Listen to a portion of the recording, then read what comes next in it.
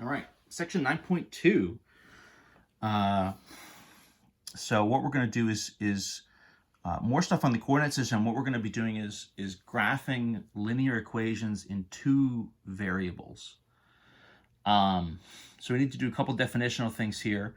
The two variables thing will be the variables x and y, and that of course is going to link us back to the rectangular coordinate system, the xy plane, from the last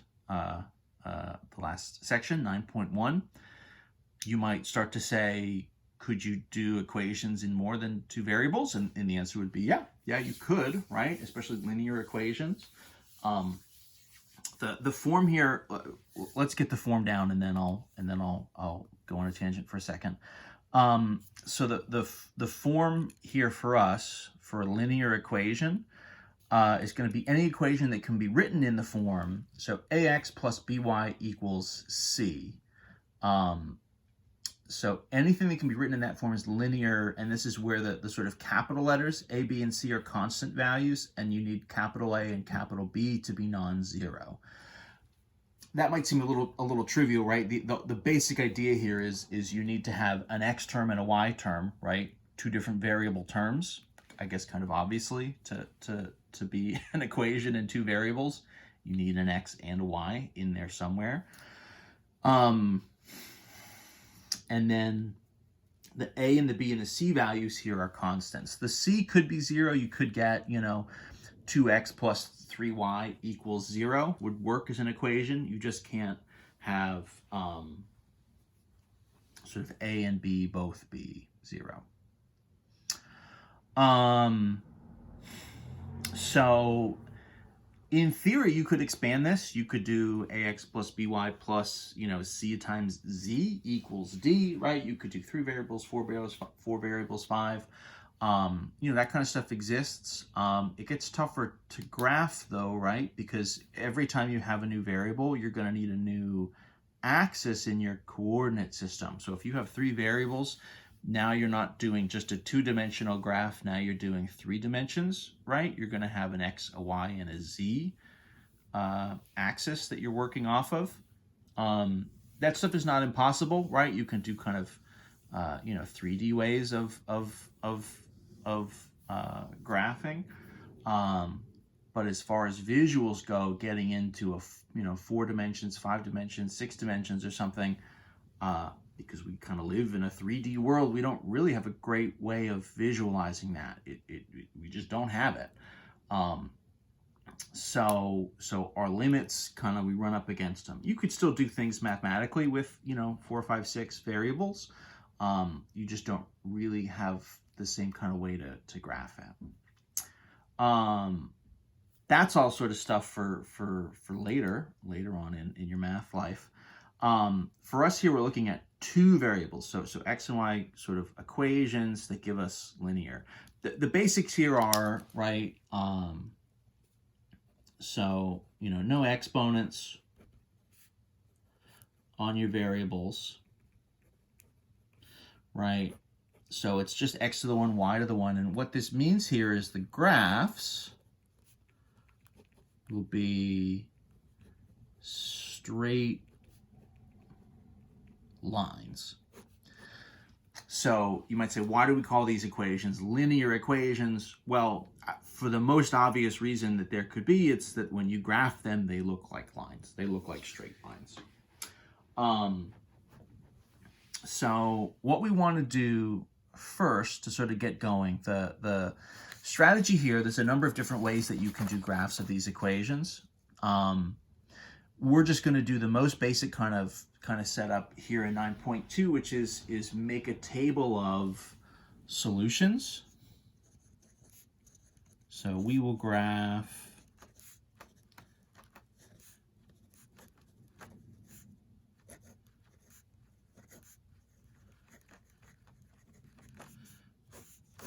using a table of solutions.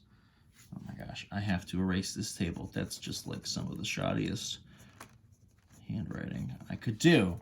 We will graph using a table of solutions. That looks better. And so a solution here, so what the heck is a solution? I guess, a solution is an XY pair, right? An individual point that makes our equation true, right? And so the basic idea here, let me sort of write an example out, so we can kind of test this, right? So like,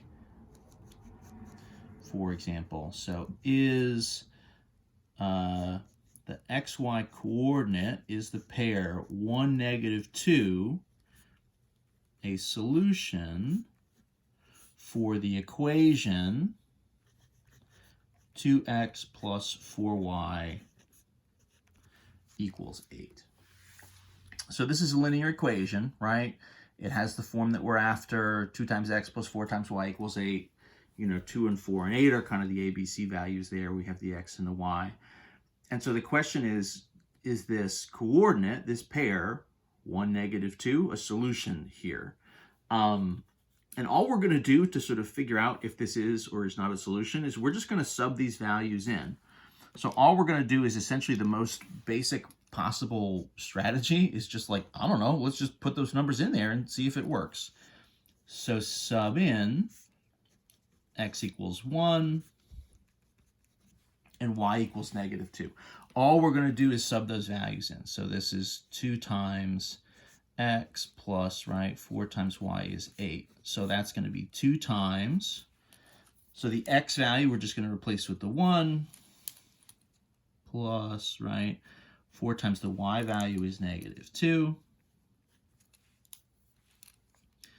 equals 8. And I'm going to kind of put a little question mark there, right? The idea is we're trying to see if these things are equal, if this is going to work. We're not sure, right? Let's find out. So what have we got? Well, 2 times 1 is 2 plus 4 times -2. This is going to be -8. 2 plus -8, I mean, that's just -6. That's just like not even close to 8. So in this case, that is not a solution.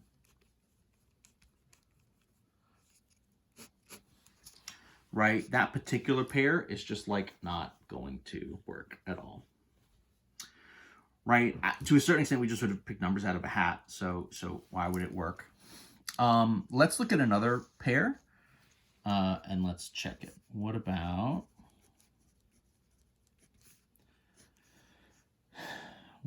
x is 2 and y is +1?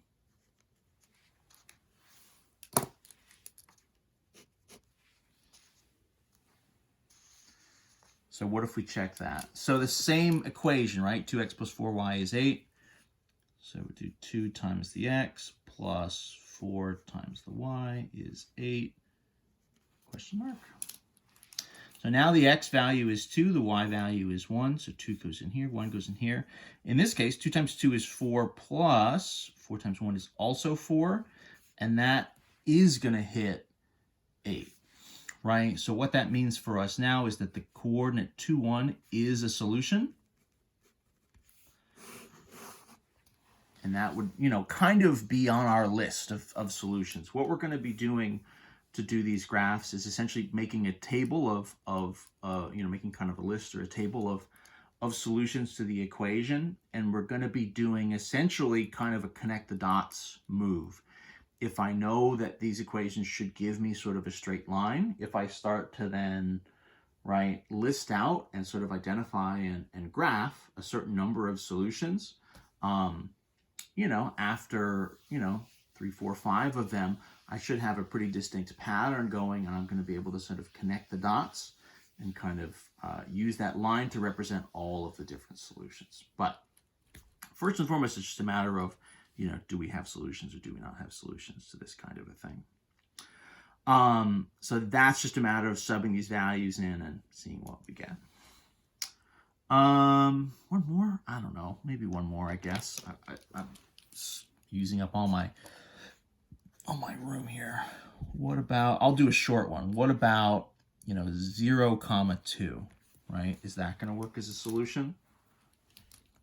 So let's do, again, 2 times x plus 4 times y equals 8, question mark. So if I sub this in, right, 0 goes in for x, and then 2 goes in for y, so that's 0 plus 4 times 2 is 8. Yes, indeed, right? So 8 is 8. So another solution for us would be 0, 2 is also a solution. Now, this is not a very efficient way to do this, right? I'm kind of pulling numbers out of a hat to a certain extent. And in general, for any kind of equation, if I just start pulling numbers out of a hat, most of them are not going to work. In particular, pulling them out in pairs, right? Most of these are not going to work. This sort of guess and check system is kind of no good. If I could generate a list of solutions, a list of pairs, that would be great. I could then kind of use that and kind of plot those points and get a line that connects them. That would be great. But this is a really inefficient system. So, if you just give me some pairs, I can check them, yes, no. But this is not really a great way to actually get a graph going. So I'm going to pause this video here, and we'll dig into a better system for graphing and a better strategy, a more efficient strategy in the next video.